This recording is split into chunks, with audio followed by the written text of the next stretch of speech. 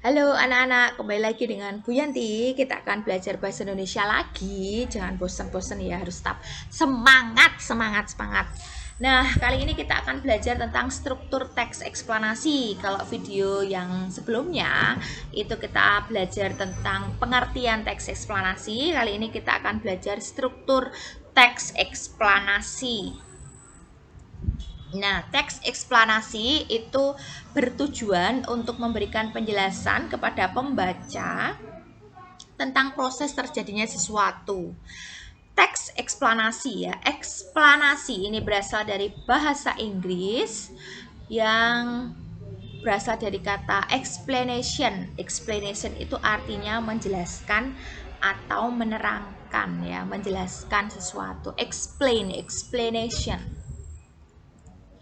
Nah ini struktur teks eksplanasi itu ada tiga, secara umum ada tiga ya, ada tiga itu gini tiga. Nah yang pertama adalah pernyataan umum atau bagian pembuka. Di bagian ini ya, bagian ini berisi tentang informasi-informasi umum, gambaran-gambaran umum tentang hal yang akan dibicarakan nanti diisi atau di deretan penjelas.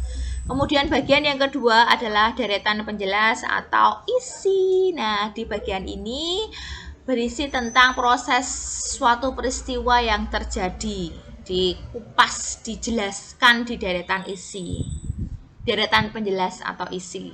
Kemudian bagian yang ketiga adalah penutup atau kesimpulan.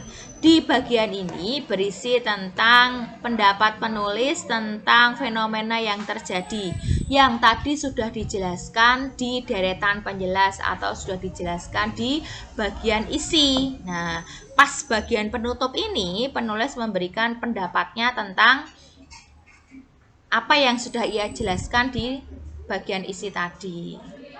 Oke, Bu Yanti akan memberikan contoh struktur teks eksplanasi ya.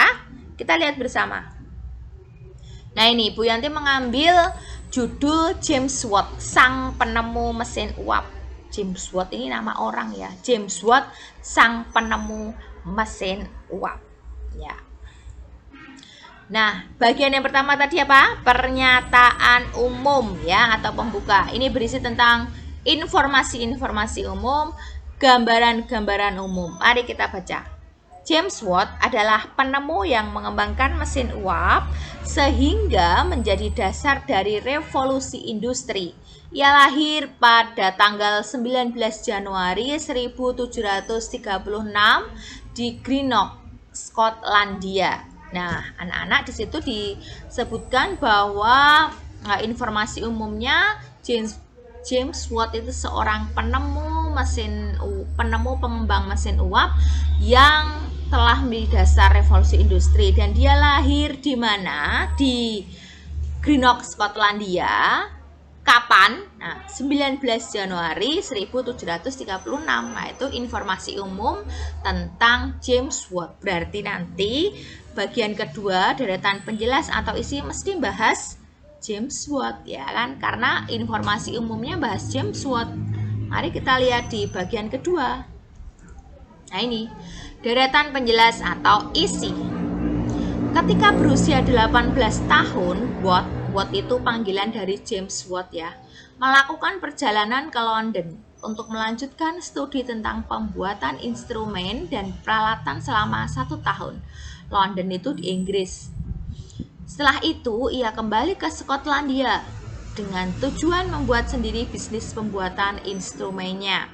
James Watt mulai melakukan percobaan setelah temannya, namanya Profesor John Robinson, mengenalkan tentang mesin uap. Nah, pada tahun 1765, dia berhasil membuat sebuah model mesin uap yang dapat bekerja dengan baik. Nah, anak-anak di situ dijelaskan proses terjadinya atau proses bagaimana sih James Watt bisa menemukan mesin uap. Nah, ternyata di situ dikatakan bahwa James Watt ini sudah berjuang sejak muda, sejak ia usia 18 tahun dia sudah belajar, pergi ke luar negeri ya, ke London itu Inggris, kemudian dia kembali lagi ke tanah airnya untuk mengembangkan percobaan, untuk mengembangkan apa yang sudah dia pelajari di luar negeri. Nah, kemudian dia bekerja sama dengan temannya namanya Profesor John Robinson, kemudian dia kembali sendiri mengembangkan model mesin uap yang saat ini berguna bagi banyak orang, ya. Kita masuk ke bagian kesimpulan atau penutup. Kita baca bersama-sama. Sebagai penghargaan atas jasa-jasanya dalam pengembangan mesin uap, nama Watt diabadikan dan dijadikan sebagai satuan energi dengan simbol W. Nah, simbol satuan energi ini W, yang singkatannya Watt. Oleh International System of Unit atau S1 seperti yang kita kenal sekarang. Jadi nanti anak-anak kalian akan belajar International System of Unit atau S1 ini di SMP.